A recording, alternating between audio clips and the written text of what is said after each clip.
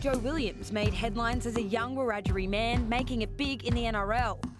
But his struggle with addiction cut his career short. He bounced back in 2013 as an international boxing champion and then as a mental health advocate. Now, he's back in the headlines, calling for Indigenous sports stars not to stand during the national anthem. There's actually been a few high-profile Indigenous people coming out against boycotting the national anthem. Lance Franklin, Linda Burney. What do you think a boycott achieves? It's for our future. I've grown up as an Aboriginal man that was looked differently and treated differently because of the colour of my skin. You know, there was a picture of me when I was playing for Souths and all the team was embraced to sing the national anthem and I stood off by myself. That was like my silent little protest back in 2007. I believe that national anthem does not represent our people. That every time that we see the flag raised, it shows the Union Jack. And to us, that represents bloodshed and torture and rape of mass people by the thousands. How disrespectful do you think it is to our people that have to stand through that? It's kind of kicked off in a big way in the US with black sporting stars refusing to stand for the national anthem in support of Black Lives Matter. Are you hoping that a similar momentum could grow here in Australia? People say that the whole Black Lives Matter thing is an American campaign and we shouldn't bring it here and so forth, but the oppression of our people, Aboriginal and Torres Strait Islander First Nation people out here in Australia, is on par with anyone in the world. A cousin of mine got shot 2 weeks ago. He got shot in the back unarmed. He's alive, he's awake, but we want answers. We want answers, you know, like how and why do you shoot a man in the back that's unarmed? When your career was first taking off, you were also dealing with a lot of things at home in terms of substance abuse as well. Can you tell us what that was like? Alcoholism was rampant in my family and rampant with my teenage years as well. The addiction process was laying dormant, waiting to erupt in my body. I grew up wanting to be a rugby league star, you know, and I soon found myself drinking alcohol and taking drugs as the priority, not training and being the best rugby league player I could. They keep going right. Here's Williams again, showing it. You did kind of face your addictions and decide to give everything up. What was the tipping point for that? I went from a red hot start in the NRL to a really average season, the second season. You know, you drink as much alcohol as you possibly could. If you're like me and couldn't handle it, then you take as much drugs as you possibly could to sober yourself up so you can keep partying again.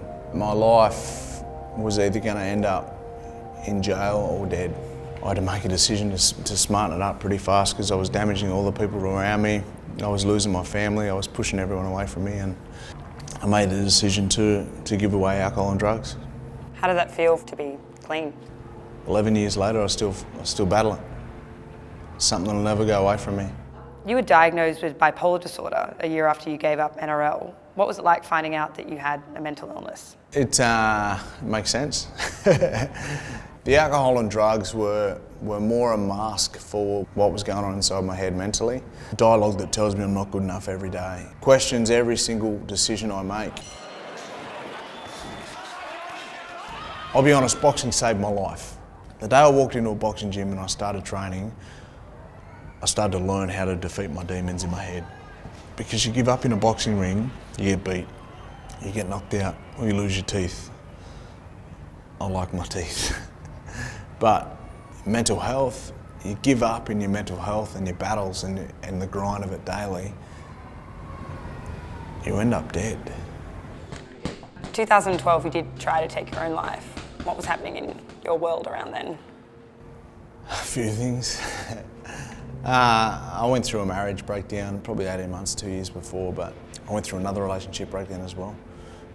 It was just compounded with, again, that inner dialogue, that negative dialogue that was going on inside my head. And those voices that tell me that I wasn't good enough and that I'd never amount to anything, I should kill myself, I started to believe. What happened that morning? What was going through your head and what happened the next day? The last thing I remember is getting out of a shower and writing the letters to my kids. I'm sorry I'm not going to be around anymore. You know, I'm sorry I'm not going to be there for the things that matter most. How did you feel when you survived that, when you found out that you'd survived that?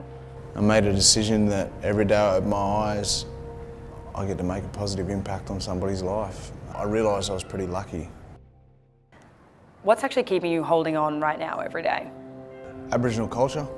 I sat out in the bush one day with an uncle of mine and he said, son, you stick close to this stuff and your mental health problems will all but go away. I didn't believe it. I loved my journey with the NRL, but the most significant journey I've had and I am having is the one I am with my cultural values now. Do you feel like Indigenous sporting stars have a responsibility to advocate for our mob and our community?